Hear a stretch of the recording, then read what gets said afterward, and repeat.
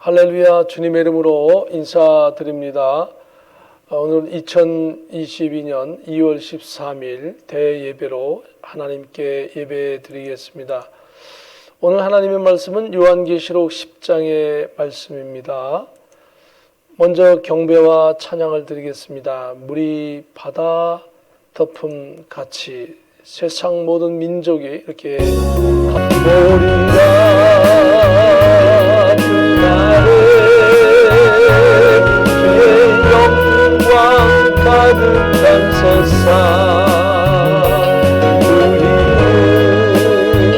듣게 되리 세상 가득한 승리의 함성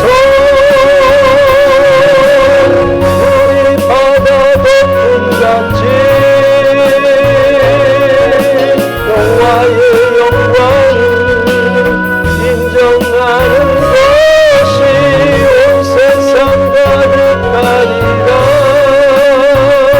우리 바다 덮음 같이 우리 바다 덮음 같이 바다 덮음 같이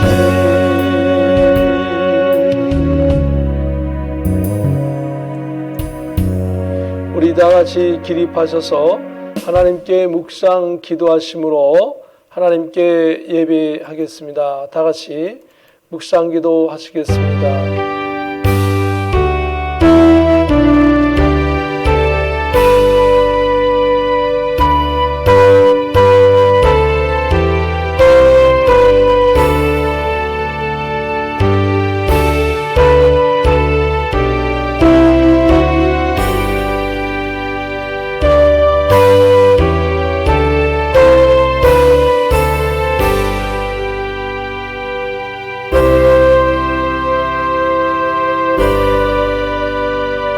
여호와께 감사하라. 그는 선하시며 그 인자하심이 영원하미로다. 여호와의 인자하심과 인생에게 행하신 기적으로 말미암아 그를 찬송할지로다. 그가 사모하는 영혼에게 만족을 주시며 줄인 영혼에게 좋은 것으로 채워주심이로다. 아멘. 거룩하신 하나님, 오늘도 갈급한 영혼들 주님 앞에 찾아나와 찬송하며 기도하며 회개하며 예배하옵나이다.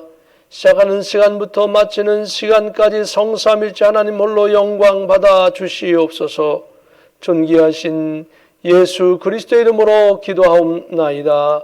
아멘. 사도신경으로 신앙을 고백드립니다. 전능하사 천지를 만드신 하나님 아버지를 내가 믿사오며 그 외아들 우리 주 예수 그리스도를 믿사오니 이는 성령으로 잉태하사 동정녀 마리아에게 나시고 본디오 빌라도에게 고난을 받으사 십자가에 못 박혀 죽으시고 장사한 지 사흘 만에 죽은 자 가운데서 다시 살아나시며 하늘에 오르사 전능하신 하나님 우편에 앉아 계시다가 저리로서 산 자와 죽은 자를 심판하러 오시리라. 성령을 믿사오며 거룩한 공예와 성도가 서로 교통하는 것과 죄를 사하여 주시는 것과 몸이 다시 사는 것과 영원히 사는 것을 믿사옵나이다. 아멘. 찬송을 드립니다. 목소리 높여서 찬양 드리겠습니다. 저리 높여서 주 찬양하여라. 영광과 권세와 존귀와 위엄을 온전히 다스리시는 만왕의 왕께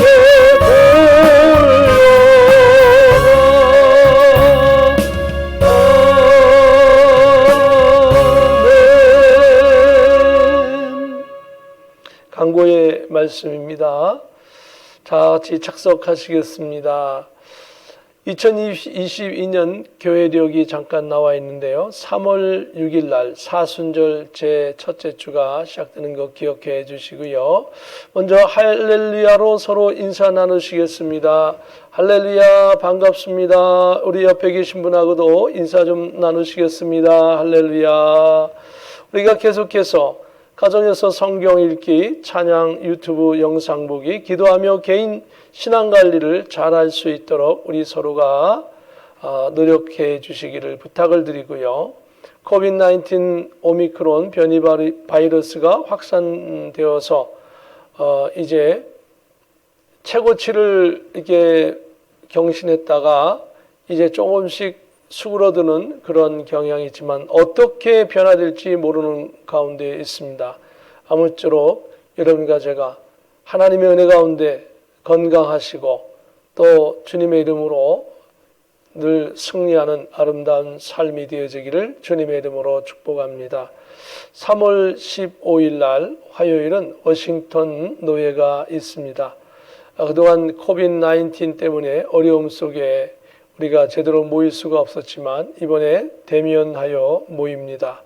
함께 기도해 주시기를 부탁을 드립니다.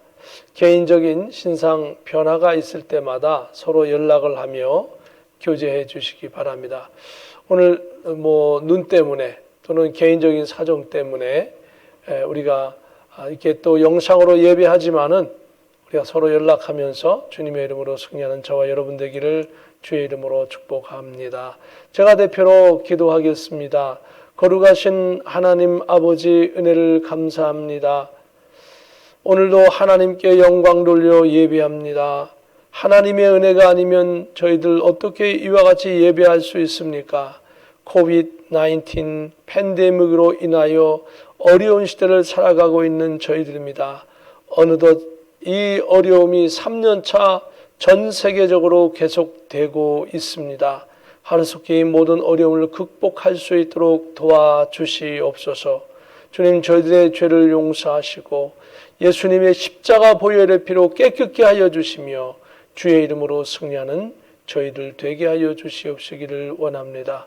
특별히 한국과 미국 전 세계 지도자들이 깨어서 하나님 앞에 부복하고 회개하며 나아가게 하여 주시어서 하나님이 주신 지혜를 가지고 저희들이 나라와 민족을 통치하게 하여 주시옵시며 특별히 월드 비전 교회를 붙잡아 주시어서 월드 비전 교회가 전 세계를 향하여 귀한 사역을 잘 감당할 수 있도록 이 유튜브와 방송 사역에 하나님의 은혜를 주시고 또 저희들이 모여서 한 곳에서 기도하고 또 이 중요한 일들을 선교의 사역을 21세기에 잘 감당하는 저희들 되게 하시고 월드 비전 교회가 양적 질적 성장하는 귀한 교회가 되게 하여 주시며 특별히 월드 비전 교회에 주님에 속한 귀한 하나님의 권속들이 있습니다.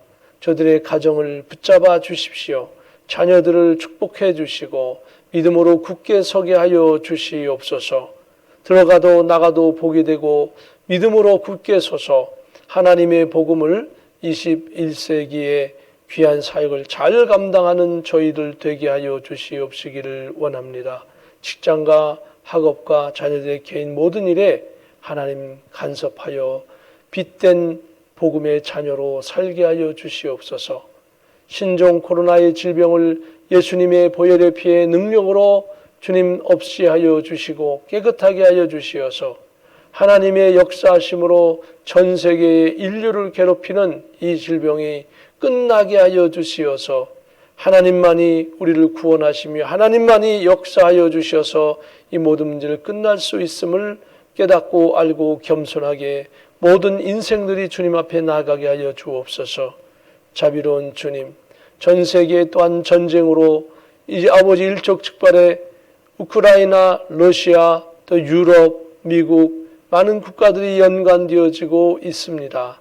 안전하게 하셔서 전쟁이 일어나지 않도록 은총을 베풀어 주시고 마지막 시대에 첫째의 기근과 지진과 전쟁과 홍수와 가뭄과 이런 것들로 인하여 어려운 시대에도 주의 백성은 믿음으로 굳게 서게 하여 주시기를 원합니다.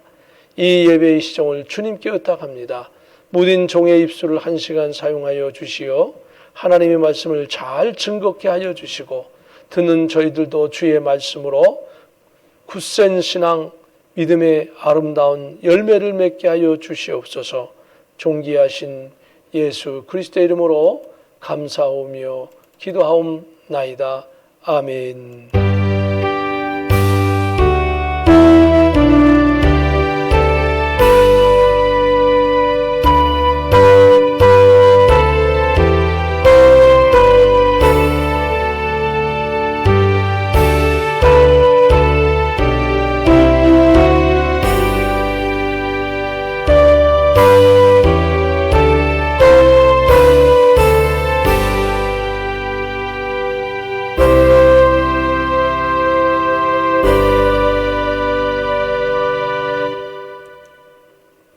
하나님의 말씀 함께 봉독하겠습니다. 오늘 우리가 은혜 나누실 하나님의 말씀은 요한계시록 10장 1절부터 11절까지의 말씀입니다. 같이 한 목소리로 봉독합니다. 내가 또 보니 힘센 다른 천사가 구름을 입고 하늘에서 내려오는데 그 머리 위에 무지개가 있고 그 얼굴은 해 같고 그 발은 불기둥 같으며 그 손에는 펴놓인 작은 두루마리를 들고 그 오른발은 바다를 밟고 왼발은 땅을 밟고 사자가 부르짖는 것 같이 큰 소리로 외치니 그가 외칠 때 7 우레가 그 소리를 내어 말하더라. 7 우레가 말을 할 때에 내가 기록하려고 하다가 곧 들으니 하늘에서 소리가 나서 말하기를 7 우레가 말한 것을 임봉하고 기록하지 말라 하더라. 내가 본 바 바다와 땅을 밟고 서 있는 천사가 하늘을 향하여 오른손을 들고 세세토록 살아계신 이곳 하늘과 그 가운데 있는 물건이며 땅과 그 가운데 있는 물건이며 바다와 그 가운데 있는 물건을 창조하신 이를 가리켜 맹세하여 이르되 지체하지 아니하리니 7째 천사가 소리내는 날 그의 나팔을 불려고 할 때에 하나님이 그의 종 선지자들에게 전하신 복음과 같이 하나님의 그 비밀이 이루어지리라 하더라. 하늘에서 나서 내게 들리던 음성이 또 내게 말하여 이르되 내가 가서 바다와 땅을 밟고 서 있는 천사의 손에 펴놓인 두루마리를 가지라 하기로 내가 천사에게 나아가 작은 두루마리를 달라 한즉 천사가 이르되 갖다 먹어버리라. 내 배에는 쓰나 내 입에는 꿀같이 달리라 하거늘 내가 천사의 손에서 작은 두루마리를 갖다 먹어버리니 내 입에는 꿀같이 다나 먹은 후에 내 배에서는 쓰게 되더라. 그가 내게 말하기를 내가 많은 백성과 나라와 방언과 임금에게 다시 예언하여야 하리라 하더라. 아멘. 찬송가 301장입니다. 지금까지 지내온 것 찬송 드리겠습니다. 지금까지 지내온 것 주의 크신 은혜라 없는 주의 사랑 어찌 이루 말하랴 생각되나 주의 소리 항상 살펴주시고 모든 일을 주 안에서 영통하게 하시네. 몸과 마음도 연약하나 세임받아 살았네. 뜻이 크시는 주의 은혜 족하나 사랑 없는 거리에나 너만 산길 내밀 때 주의 손을 굳게 잡고 찬송하며 가리라. 저는 다시 내올 날이 날로 날로 다가와 은진 주께 날도 멀렸네. 나를 위해 예비하신 고향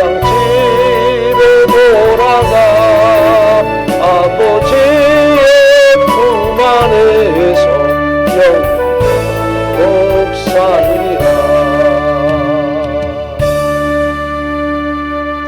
드려진 헌물을 위하여 봉헌기도 드립니다.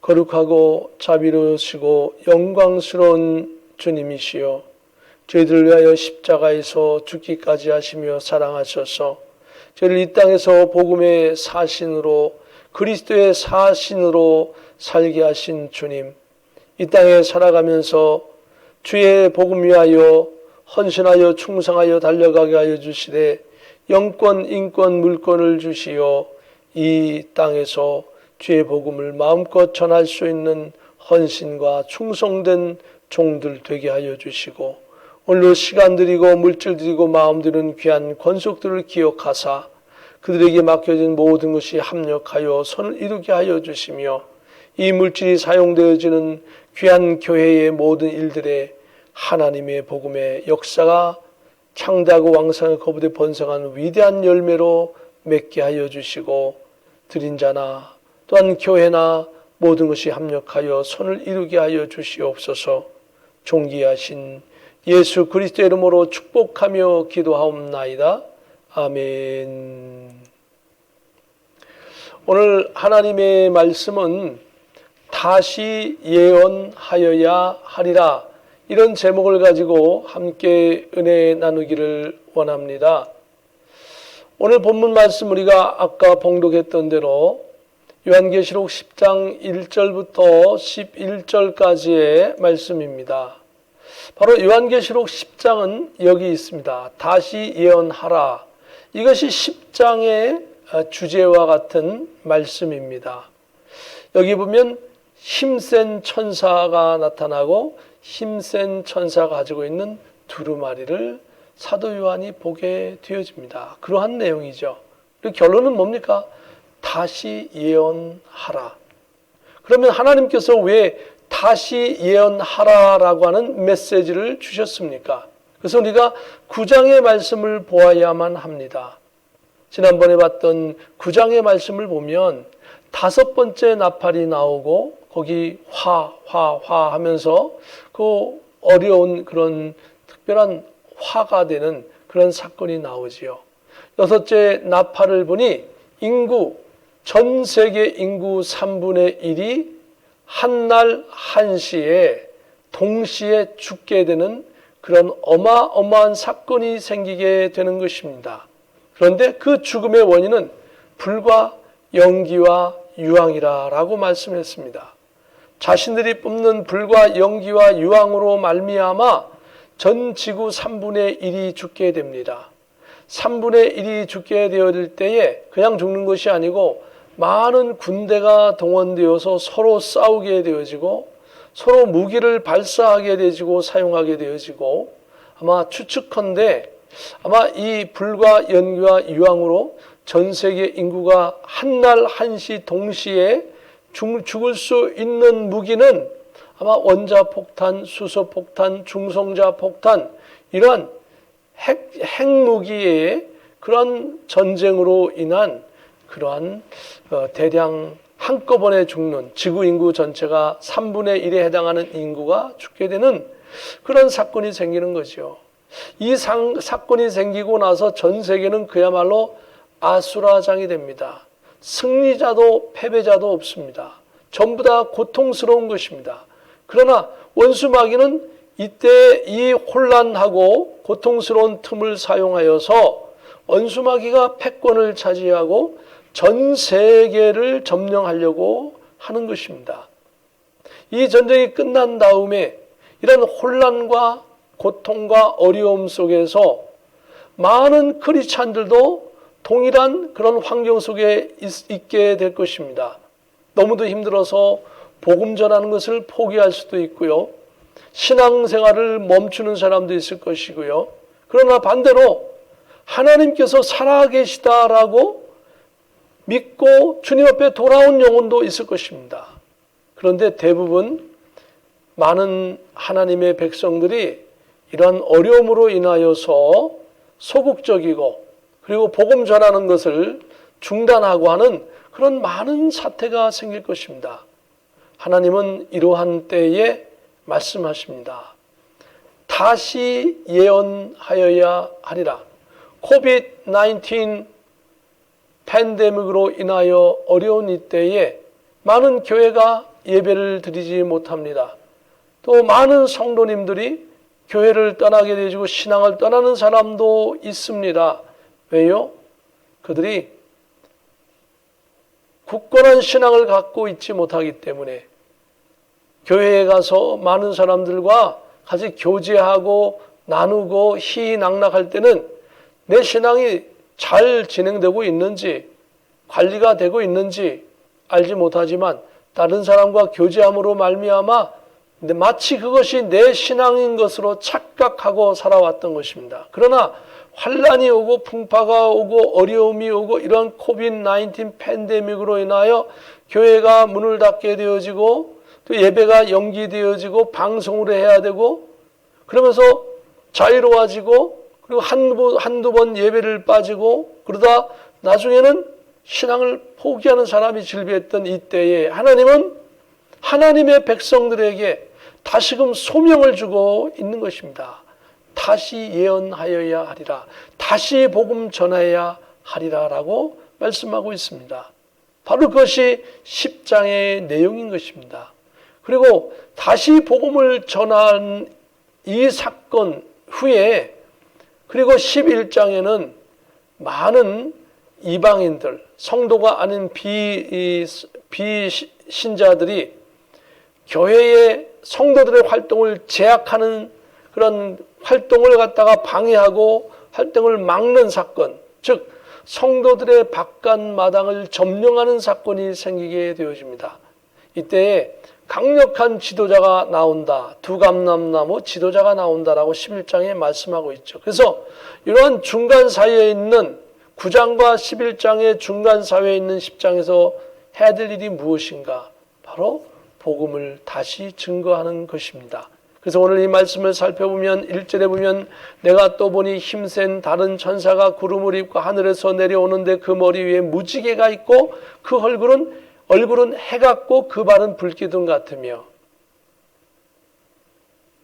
계시록 가운데 특이한 부분입니다. 이 구절은 힘센 다른 천사, 즉 보통 천사도 엄청난 능력을 가지고 있는데 그보다 더 힘센 천사가 등장하는데 특이하게도 구름으로 덮여 있어서 자세한 모습이 보이지 않지만 하늘에서 내려올 때 그 머리 위에 무지개가 있고 얼굴은 해 같고 발은 불기둥 같습니다. 얼핏 보면 마치 하나님의 모습 같지만 그러나 요한계시록 10장 6절에서 이 힘센 천사가 창조주에게 즉 하나님에게 맹세하는 장면에서 하나님의 모습이 아닌 특별한 힘센 천사인 것을 우리는 두 성경 구절을 비교하면서 알 수 있습니다.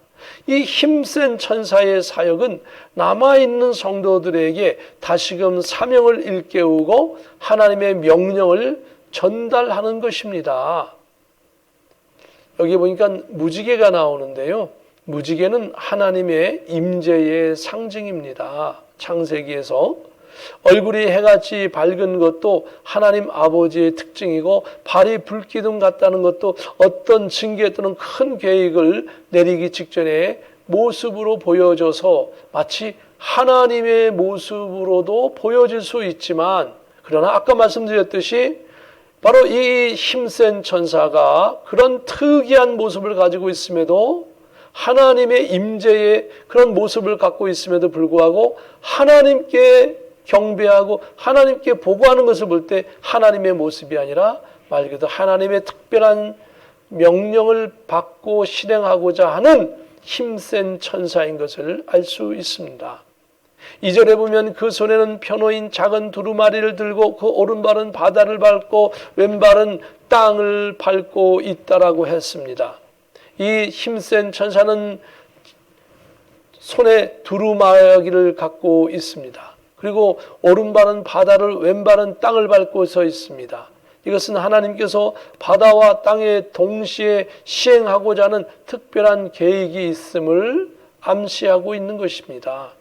요한계시록 5장에서도 두루마리에 대한 표현이 있었습니다. 한번 요한계시록 5장 1절에 살펴보면 내가 보매 보좌에 앉으신 이의 오른손에 두루마리가 있으니 안팎으로 썼고 7인으로 봉하였더라. 그리고 계시록 5장 3절에 보면 하늘 위에나 땅 위에나 땅 아래에 능히 그 두루마리를 펴거나 보거나 할 자가 없더라. 아무도 이 두루마리를 펴거나 볼 수 없는데 누가 보았다고 했습니까? 예수 그리스도께서 보셨고, 오늘 이 힘센 천사가 가진 이 두루마리도 바로 예수님만이 예수님의 명령에 의해서 볼 수도 있고 못 볼 수도 있는 것입니다. 예수님께서 이 사도 요한에게 볼 수 있도록 하신다면 그것은 볼 수 있는 것이지만, 예수님께서 볼 수 없도록 하신다면 볼 수 없는 것입니다. 사도 요한은 오늘 이 두루마리의 내용을 다 공개하지 못하고 있습니다. 이러한 비슷한 내용은 어쨌든 마태복음 28장 36절, 마가복음 13장 32절에도 나옵니다.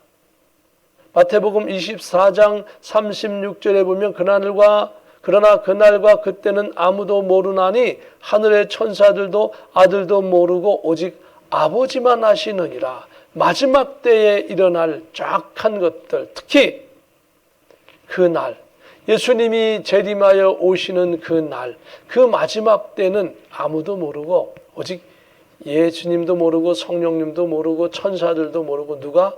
아버지만 아시느니라. 물론 여기에 성삼위일체에 대한 그런 이론도 나오겠습니다만 그런 것은 다음에 설명하도록 하고요. 오직 하나님 아버지의 주권 아래 이 마지막 때에 모든 것들이 공개될 수도 있고 안 될 수도 있고, 그러나 분명한 것은 예수님이 오실 때의 그 징조는 우리가 알 수 있다라고 하는 겁니다. 그 징조를 알려주셨기 때문에 그 징조를 보고 신앙인들은 깨어서 신앙생활을 해야만 하는 겁니다. 3절에 보면 사자가 부르짖는 것 같이 큰 소리로 외치니 그가 외칠 때에 일곱 우레가 그 소리를 내어 말하더라. 아마 이 소리는 어마어마한 그런 굉장한 그 울림과 굉장한 소리였을 것입니다. 거기에 보면은 일곱 수많은 천둥 소리 같은 것이 그 소리를 내어 말했다고 했습니다. 이 천둥 소리가 비가 오고 막 번개가 치고 천둥 소리 일어날 때요, 정말 무섭지요. 떨리지요. 온 천지가 막 진동하지요. 하나님의 역사는 분명하게 모두가 알 수 있게, 모두가 볼 수 있게 그렇게 예수님은 재림하십니다. 사랑하는 성도 여러분, 예수님은 반드시 다시 오십니다. 재림하십니다. 그리고 천사들의 나팔소리와 그리고 하나님께서 우리에게 재난과 환난의 시대에 그 역사하는 것은 분명히 사람들이 볼 수도 있고 알 수 있고 경험하게 될 것입니다. 두려움과 떨림이 있을 것입니다. 바로 하나님의 중요한 역사의 현장에는 이와 같이 천둥소리, 하나님의 임재의 상징, 하나님의 역사의 상징인 것이죠. 출애굽기 19장 16절에 보면 셋째 날 아침에 우레와 번개와 빽빽한 구름이 산 위에 있고 나팔 소리가 매우 크게 들리니 준중에는 모든 백성이 다 떨더라. 모세가 하나님 앞에서 기도하고요, 그리고 있을 때에 그 산에서 어마어마한 소리가 들리는 것이죠. 사무엘상 7장 10절에 보면 사무엘이 번제를 드릴 때에 블레셋 사람이 이스라엘과 싸우려고 가까이 오매 그날에 여호와께서 블레셋 사람에게 큰 우레를 발하여 그들을 어지럽게 하시니 그들이 이스라엘 앞에 피한지라. 이스라엘 백성은 사무엘을 중심으로 하여 먼저 모든 백성들이 신앙으로 똘똘 뭉쳐서 번제, 제사를 드리면서 신앙의 그런 그 결의를 다지게 되어집니다. 그런데 신앙생활을 번제를 드리면서 신앙의 결의를 다지는 이 시간에 이 블레셋 사람들은 옳았구나. 이것은 절호의 찬스다. 사람들이 흩어져 있으면 다 일일이 쫓아가서 죽여야 하는데 저렇게 한 자리에 다 모여 있어서 예배한다고 무방비 상태로 있으니 얼마나 좋은가. 그리고 블레셋 사람들이 막 쳐들어오는 것입니다.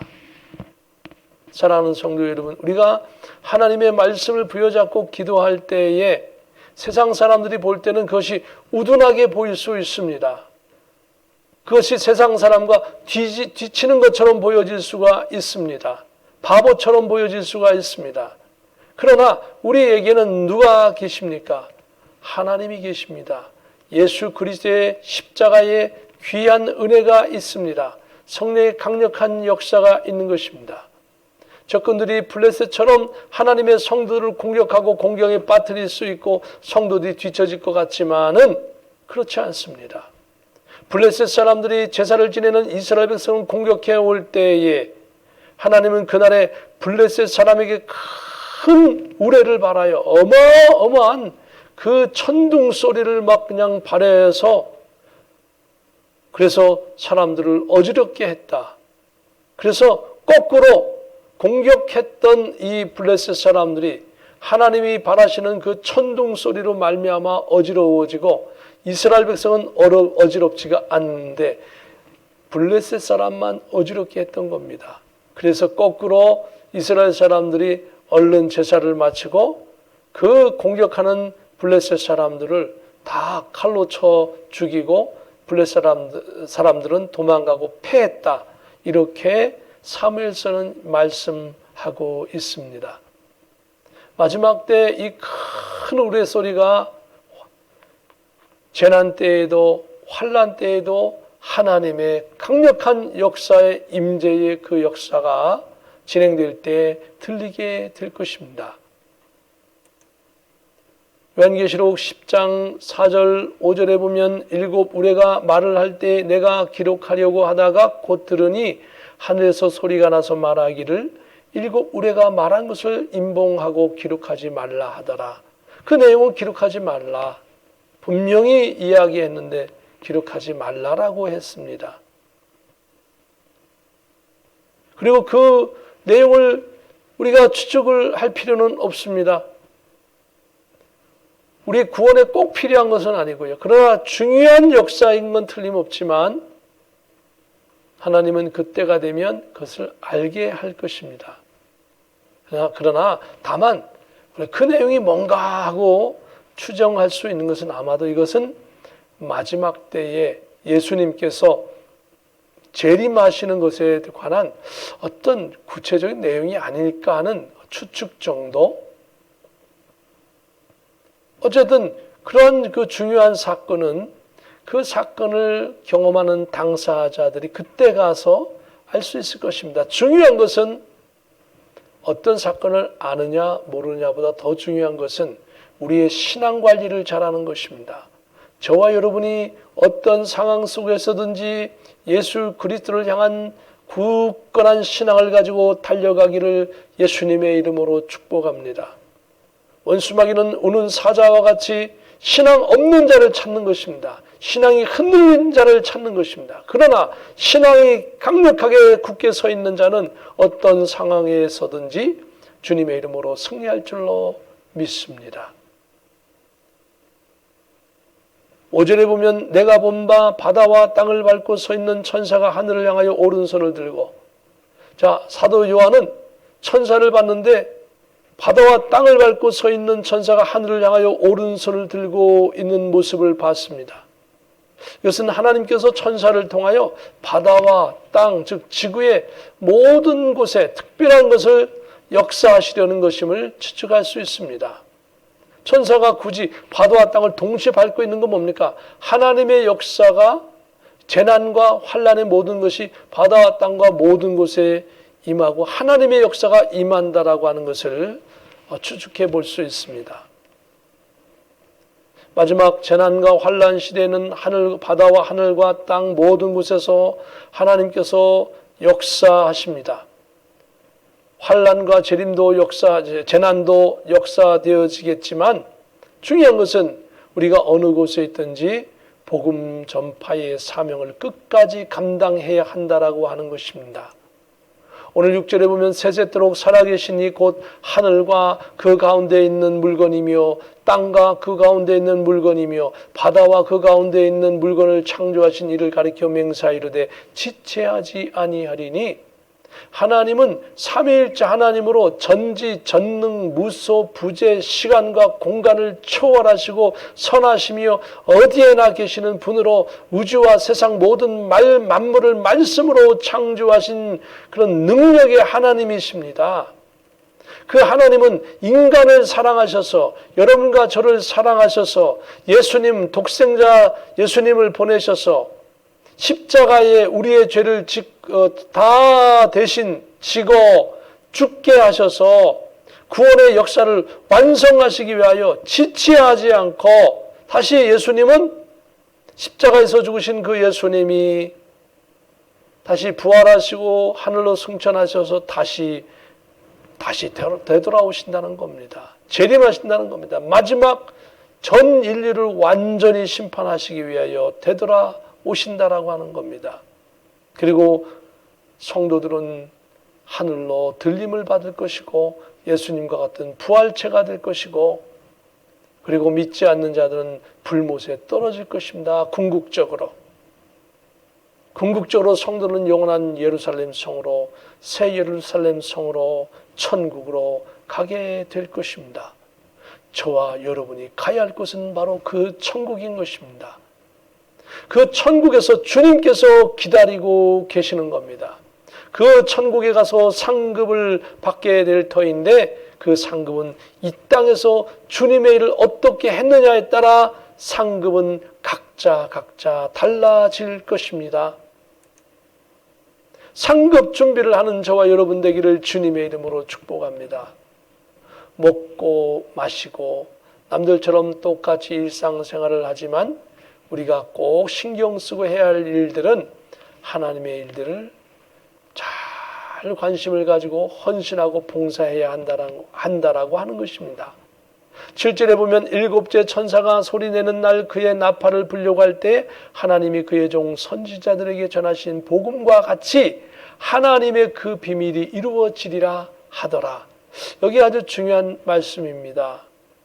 이제 일곱째 천사, 처음에는 첫째인, 둘째인, 셋째인에서 일곱째인이 갈 때에 일곱째인이 띄어지면서 첫째 나팔, 둘째 나팔에서 쭉 진행되면서 바로 일곱째 나팔을 천사가 부는 그때에 중요하다 이겁니다. 일곱째 나팔 그때는 특히 중요하다 이겁니다. 다 중요하지만 바로 일곱째 천사가 나팔을 부는 그때에는 하나님께서 그의 종 선지자들에게 전하신 복음과 같이 하나님의 비밀이 이루어지리라. 그러니까 구약 시대에도 말씀하시고 신약 시대에도 말씀하신 게 뭡니까 그게? 물론 구원이지만 구약 시대도 신약 시대도 공히 말씀하시는 것은요. 천년 왕국인 것입니다. 천년 왕국. 천년 왕국은 언제 일어나요? 예수님이 재림하시고 나서 천년 왕국이 이루어질 것입니다.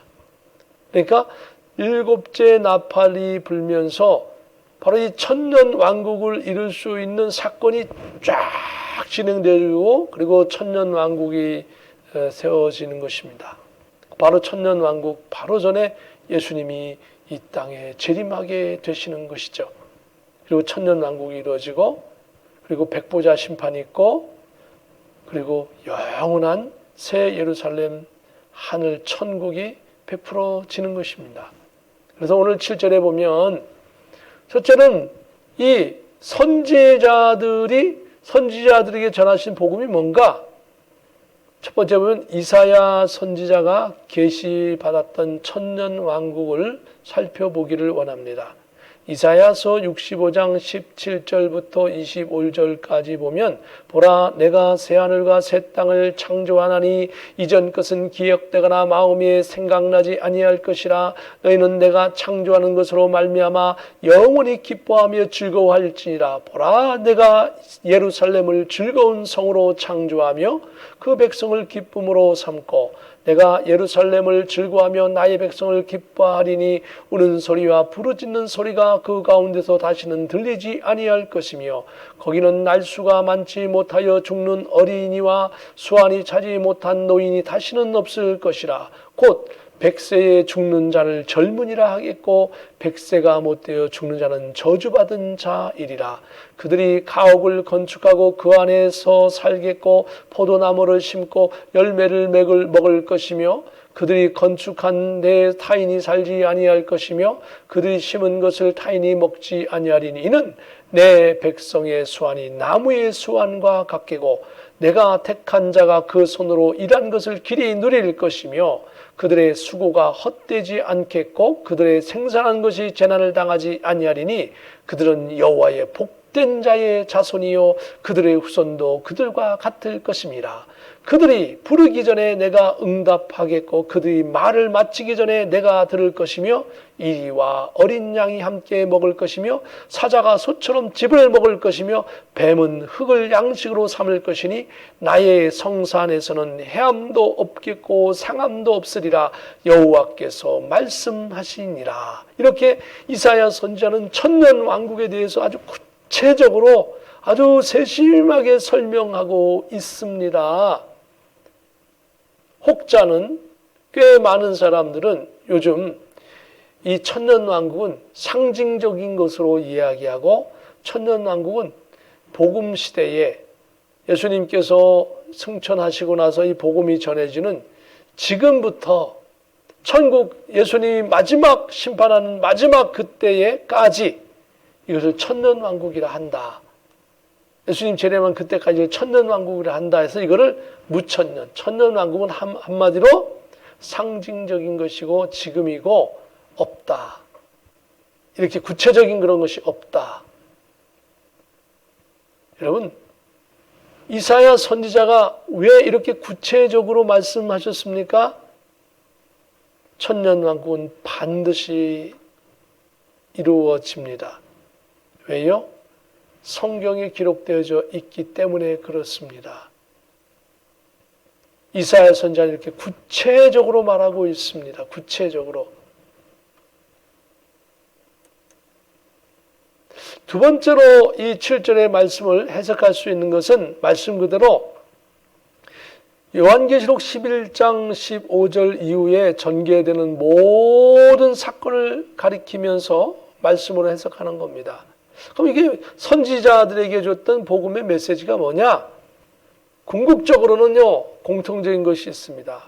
예수님께서 이 땅에 오셔서 성도들을 부활시키고 그리고 천년왕국이 이루어지고 하는 이 모든 사건, 마지막 새 예루살렘 새 하늘과 새 땅에서 새 예루살렘 성이 내려와서 성도들이 거기서 영원토록 상급을 받고 사는 그것까지, 최후의 천국에 고린하는 것까지 그 모든 것을 다 가리킨다. 바로 이 내용인 것입니다. 그 둘 다 맞는 것 같아요. 둘 다.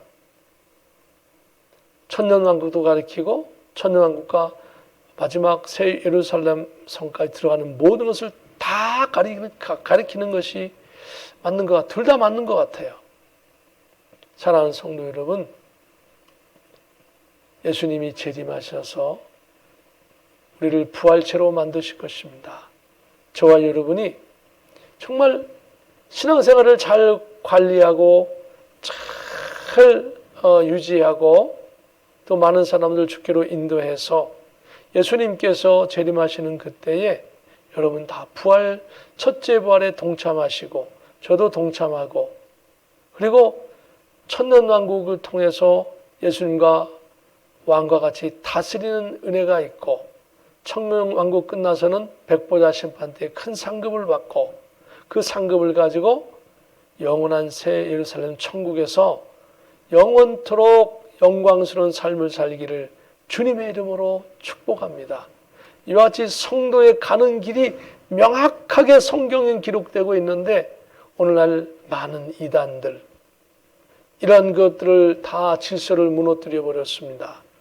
그리고 때로는 성경을 잘못 해석하는 분들이 성도들이 가야 할 성경에 써 있는 것을 뒤죽박죽 막 그냥 순서를 바꿔 놓았습니다. 그리고 어떤 분은 예수님은 2번 재림한다라고도 얘기합니다.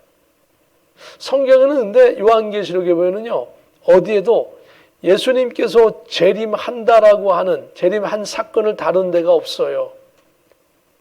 이미 성도들이 예수님과 어린 양 혼인잔치를 하는 그 사건이 있습니다. 예수님과 혼인잔치를 했다라고 하는 것은 예수님이 재림하셨는데 그 재림한 사건은 기록되어 있지 않아요. 재림하고 나서 결혼한 성도들과 결혼하는 사건은 기록되어 있는데 왜 그럴까요? 아마 예수님의 재림의 때를 갖다가 기록해버리면 이단들이 더 많이 생길 것이고요. 많은 사람들이 막 그걸 가지고 엄청난 그런 별별 사건이 다 생길 것입니다. 대혼란이 올 것입니다. 그렇기 때문에 예수님께서 아예 못 박아 놓으셨어요. 마지막 때 예수님의 재림은 아들 예수님도 모르고 천사도 모르고 아무도 모르고 오직 아버지 하나님만 아시느니라 했기 때문에 요한계시록에 예수님의 재림하는 그 사건을 기록해 놓지 않으셨어요. 보여주지도 않으셨어요. 이미 재림하셔서 언제 재림하셨는지는 모르지만 재림하셔서 성도들과 혼인잔치하는 것은 보여주셨어요. 그렇기 때문에 그 전에 분명히 재림하셨지만 언제 할지는 몰라요. 그럼 어떡합니까 우리는? 간단하지요. 우리는 신앙생활 잘하고요. 예수님이 재림하실 때에 우리 때 예수님이 재림하신다면 정말 우리의 신앙생활 잘해서 여러분과 제가 부활체가 되는 것이고요. 우리 때 예수님이 재림하지 아니하시면 우리는 육신적으로 죽어서 우리의 영혼이 하나님 나라 가서 예수님 재림하실 때 예수님과 함께 이 땅에 와서 그때 부활체가 되는 거예요. 살아서 있는 사람도 부활체가 되고 먼저 죽은 사람도 와서 부활체가 되니까 거의 동시에 같이 부활체가 되기 때문에요. 인류는 부활의 한마디로 같은 같은 동기 같아요. 마치 같은 동창과 같아요. 약간의 차이는 있지만 모세나 아니면 다른 이사야나 다른 선지자들이 결코 아주 많이 부활을 먼저 되는 거 아니에요. 먼저 하늘나라 갔지만 부활 때는 먼저 죽은 사람들이 먼저 와서 부활체가 되고 거의 동시에 그 이어서 살아있는 자가 부활체가 된다고 했으니 거의 같은 날, 같은 시기에 부활체가 되는 것이죠. 다만 아주 짧은 그런 시간에 그 약간 시간을 두고 같이 부활체가 되는 것이죠. 사랑하는 성도 여러분, 오늘 8절에 보면 하늘에서 나서 내게 들리던 음성이 또 내게 말하여 이르되 내가 가서 바다와 땅을 밟고 서 있는 천사의 손에 펴놓인 두루마리를 가지라 하기로, 바로 이 천사가 가진 두루마리, 그게 뭡니까?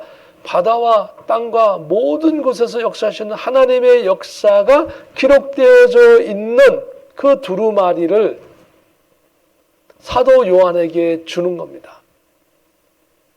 하늘의 음성이 사도 요한에게 말하기를 바다와 땅을 밟고 서 있는 천사의 손에 펴놓인 두루마리를 가지라라고 말씀했습니다. 그래서 사도 요한은 바다와 땅을 밟고 있는 천사로부터 그 두루마리를 받았습니다. 이것은 사도 요한을 통하여 바다와 땅을 밟고 있는 천사가 행할 일을 알게 될 것임을 암시하고 있고, 바다와 땅 모든 곳에 하나님의 역사하심이 계속되고 있음을 말씀하고 있습니다. 하나님의 역사는 땅에도 역사하시고 바다에도 역사하시고 하늘에도 역사하시고 땅속에도 역사하시고 밤에도 역사하시고 낮에도 역사하시고 오늘 여러분에게 역사하시고 여러분의 속마음에 역사하시고 나의 마음에 역사하시고 나의 어떤 곳에서도 하나님의 역사는 계속되고 있으니 저와 여러분이 할 것은 예수님을 붙잡는 것입니다. 하나님을 의지하는 것입니다. 성령님을 신뢰하는 것입니다. 하나님이 지금도 어떤 상황 속에 있든지 어렵든지 괴롭든지 어떤 상황 속에서도 하나님이 여러분을 붙잡고 계심을 믿고 주님과 함께 달려가기를 예수님의 이름으로 축복합니다. 이 팬데믹의 코비드-19 팬데믹의 어려운 시대에 꼭 필요한 것은 바로 주님을 붙잡는 것입니다. 어떤 상황 속에서 주님을 붙잡고 주를 향하여 이 복음을 오히려 증거하며 달려가는 저와 여러분 되기를 예수님의 이름으로 축복합니다. 오늘 구절에 보면 내가 천사에게 나가 작은 두루마리를 달라 앉아 천사가 이르되 갖다 먹어버리라. 내 배에서는 쓰나 내 입에서는 꿀같이 달리라 하거느리라고 말씀하고 있습니다. 사도 요한이 천사에게 그 두루마리를 줄 것을 요청하자 천사는 그 두루마리를 요한에게 주면서 갖다 먹으라라고 했습니다. 먹게 되어지면 내 입에서는 꿀같이 달지만 내 뱃속에는 쓰게 될 것이다. 사실 뱃속에서요 쓴 느낌을 받을 수는 없어요. 거기는 배에서는 창자에서는 아니면 이런 장에서는요 쓴 것을 느낄 수가 없어요. 그렇죠? 이 쓴맛, 단맛, 짠맛, 맹물맛 이런 것은 어디서 느껴요? 우리 입에서 느끼는 것이죠. 그런데 뭐라 그랬습니까? 입에서는 다야나 배에서는 쓰리라. 즉 처음에 먹는 것이 입이에요. 처음 보는 것은 입이에요. 그러나 그것을 먹고 한참 지나게 되면 쓰게 된다라고 하는 것은 바로 이 말씀이 의미하는 것이 아주 나중에는 쓰게 될 것이다라고 하는 것이죠. 바로 그 내용이 사실은 천사가 가진 두루마리를 받게 되니까 얼마나 기뻐요. 감사하니까 너무 감사하고 너무 좋지요. 그렇지만 그 내용을 펼쳐봤을 때에 그 내용은 어마어마하게 큰 재앙과 환란이 거기 쫙 기록되어 있는 거죠. 그 내용이 뭘까요? 내용은 단순하지요. 단순한 게 아니라 내용은 확실하지요. 뭘까요? 바로 지금부터 계속해서 벌어질 재난과 환난에 대한 사건이 거기 기록되어 있는 것이고, 그리고 그 다음에 예수님이 재림하셔서 성도들이 혼인잔치 뭐 그런 것들이 쭉 기록되어 있을 것입니다. 그렇기 때문에 그 내용을 사도 요한이 봤을 때에는 처음에는 기뻤죠. 그러니까 입에 마치 달았죠.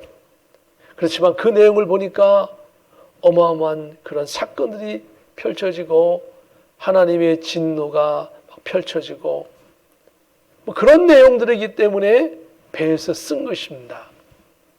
우리들의 삶에서도 막상 고대하던 일이 잘 되어지면 꿀처럼 달고 좋을 것 같으나, 그러나 그 된 것으로 인하여 때로는 뭐 어려움도 있고 아픔도 생기고 당하는 고난이 생기게 된다면 그것은 쓰디 쓴 것입니다. 하나님의 일은요, 하나님의 뜻 가운데 있어야 하는 것입니다.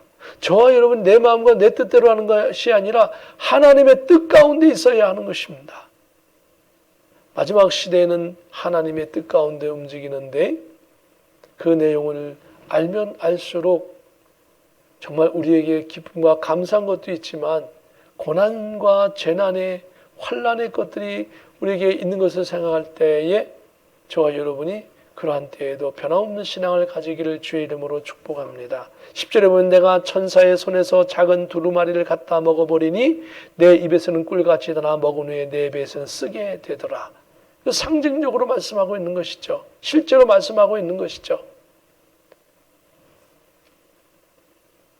11절의 말씀입니다.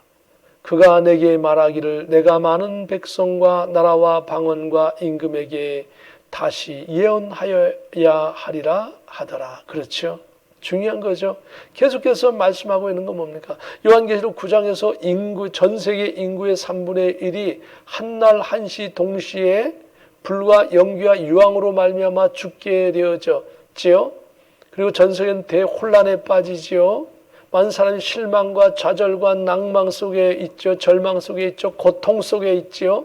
살아남은 사람들도 정상적인 사람이 그렇게 많지 않을 것입니다. 정신적인 샤크를 받고 또 육신적으로는 큰 데미지를 입고 그 경제적인 데미지를 입고 사람들의 삶이 정말 아수라장이 될 것입니다.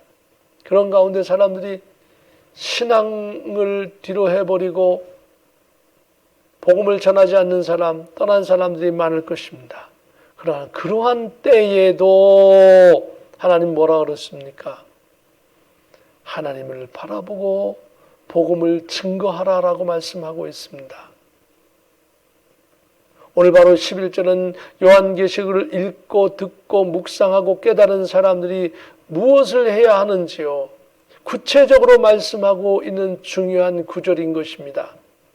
하나님께서는 사도 요한에게 이 두루마리를 천사로부터 받아서 입에 먹으니 이제는 혼자만 은혜를 깨닫고 느끼고 누리고 살라는 것이 아니라 그 보고 듣고 깨달은 말씀을 많은 백성과 나라와 방언과 임금에게 다시 이 말씀을 가지고 예언해야 한다는 것입니다. 오늘 저와 여러분이 이 요한계시록의 말씀을 듣고 깨닫고 그 받은 바 은혜를 나 혼자만 간직하지 말고 이웃에게 소개하고 이웃들도 이 말씀을 들을 수 있도록, 그리하여 신앙을 준비할 수 있도록, 예수님의 재림을 맞이할 수 있도록, 우리의 신앙을 깨어나갈 수 있도록 여러분이 도움 주셔야 한다라고 하는 것입니다. 이것은 비록 비단 사도 요한에게만 준 것이 아니고요, 예수님께서는 모든 제자들에게 이 지상 명령을 이미 하셨습니다. 마태복음 28장 19절 이하에 보면 그러므로 너희는 가서 모든 민족을 제자로 삼아 아버지와 아들과 성령의 이름으로 세례를 베풀고 내가 너희에게 분부한 모든 것을 가르쳐 지키게 하라. 볼지어다 내가 세상 끝날까지 너희와 항상 함께 있으리라 하시니라. 특별히 예수님은 복음을 증거하는 자에게 항상 같이 계시다라고 약속하셨습니다. 어렵고 힘들 때 여러분 오히려 주님의 일을 하시기 바랍니다. 여러분 어렵고 힘들 때 이 너무 어려워 이거 해결해 주세요. 기도하는 것도 소중한 일이지만 기도하는 것 이상으로 중요한 것이 있는데 하나님의 일에 헌신하십시오. 하나님의 일에 헌신하시면 정말 하나님이 항상 임재하셔서 그걸 귀히 보셔서 문제를 해결해 주시는 것입니다. 왜요? 그 문제를 해결해 줘야 그 사람이 계속해서 복음을 증거하고 하나님의 일을 하지 않겠어요? 하나님이 그걸 아시니까 빨리 문제를 해결해 주시는 거죠. 무턱대고 주세요 그런 것이 아니라 하나님의 일을 헌신하며 하나님의 일을 할 때에 하나님께서 그 문제를 해결하시고 속히 해결해 주시는 것입니다. 이 마지막 시대에 정말 주님께서 우리에게 당부하고 계시는 것입니다. 사도행전 1장에 보면 예수님 승천 전에 예수님의 제자들을 한자리에 모일 기회가 있었고 이때 부활하신 예수님도 계셨습니다. 이때 제자들이 이스라엘의 회복에 대하여 예수님 앞에 질문했습니다. 그때에 예수님은 이렇게 대답하셨죠. 사도행전 1장 7절 이하에 이르시되 때와 시기는 아버지께서 자기의 권한에 두셨으니 너희가 알 바 아니요 오직 성령이 너희에게 임하시면 너희가 권능을 받고 예루살렘과 온 유대와 사마리아 땅끝까지 이르러 내 증인이 되리라 하시니라. 예수님이 재림하실 때도 중요한 것은 신앙이다. 예수님이 재림 안 하시고 우리가 신앙생활할 때도 바로 중요한 것은 신앙이다. 신앙생활을 잘하고 있으면 예수님이 언제 오시든지 상관이 없는 거예요. 내일 오시든지 1년 후에 오시든지 100년 후에 오시든지 내 신앙 잘하고 있는 사람은 상관이 없는 거예요. 신앙생활 잘하시고 계시는 분은 예수님 아주 나중에 온다 할지라도 내가 내 영혼이 천국 가서 예수님과 함께 있다가 예수님 재림하실 때 예수님 같이 와서 이 땅에 예수님과 함께 와서 내가 그때 부활체가 되는 거예요. 그래 걱정할 필요 없는 거예요. 사랑하는 성도 여러분, 지금 COVID-19로 인하여서 전 세계 팬데믹 전염병 사태가 막 확산되어서 전 세계가 지금 어려움 속에 있습니다. 경제적으로 어렵고 정치적으로 어렵고 사회적으로 어렵고 또 신앙적으로 어렵고 전 세계가 지금 어렵습니다. 이러한 전 세계적인 어려움은 인류 역사상 인류가 기록해 놓는 그 역사상으로는 그런 적은 별로 없었습니다. 전 세계적인 이러한 현상은 그렇게 많지 않았습니다. 물론 1차 세계대전, 2차 세계대전 전쟁이 있었지만 이런 질병적인 것으로는 기록적인 것을 보면 전 세계적인 것은 없었던 것 같아요. 이렇게 전 세계적인 질병 사태가 있고 이것이 끝나면 요한계시록의 말씀처럼 식량난, 그 다음에 전쟁, 그 다음에 흉년, 기근, 지진 이런 것들이 펼쳐진다라고 말씀하고 있죠. 아마 그 때는 정확히 모르겠지만 계속 지금 증가하고 있는 것은 사실입니다. 지진도 증가하고 있고. 그럼 우리는 어떻게 해야 됩니까? 우리의 신앙이 더 돈독해지고 강건해지고 신실해져서 헌신적으로 주님의 일을 감당하는 저와 여러분. 그래서 이런 어려운 때에 사도 요한에게 말씀하십니다. 그가 내게 말하기를 내가 많은 백성과 나라와 방언과 임금에게 다시 예언하여야 하리라. 저와 여러분이 다시 복음 증거해야 합니다. 어렵더라고 힘들다라고 하면서 포기할 것이 아니라 다시 되든지 안 되든지 우리는 복음의 그 성령으로 충만하여서 예수님의 이름으로 복음을 증거할 수 있기를 주의 이름으로 축복합니다. 복음을 증거할 수 있기를 주님의 이름으로 축복합니다. 다시 예언하여야 하리라. 다시 여러분의 생활 속에, 다시 우리의 생활 속에 주의 영광을 위하여 주의 복음을 증거하는 저와 여러분 되기를 예수님의 이름으로 축복합니다. 기도합니다. 거룩하신 하나님 은혜를 감사합니다.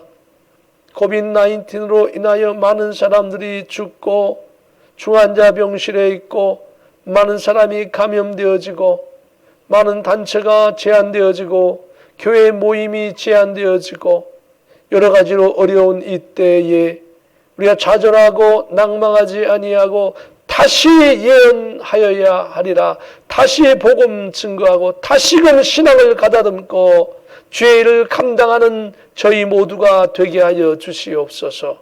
그리하여 하나님의 영광스러운 일을 우리 생에 감당하고 영원한 천국에서 영원한 상급을 받고 영광스러운 삶을 영원토록 누리게 하옵소서.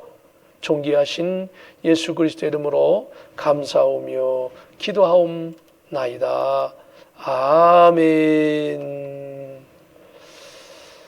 우리 다 같이 기립하셔서 찬양하라 내 영혼아 찬양 드리겠습니다. 621장입니다. 함께 찬양 드리겠습니다. 찬양하라 내 영혼아 찬양하라 내 영혼아 온 마음과 정성 다하여 주 찬양하라 경배하라 내 영혼아 경배하라 내 영혼아 온 마음과 정성 다하여 주 경배하라.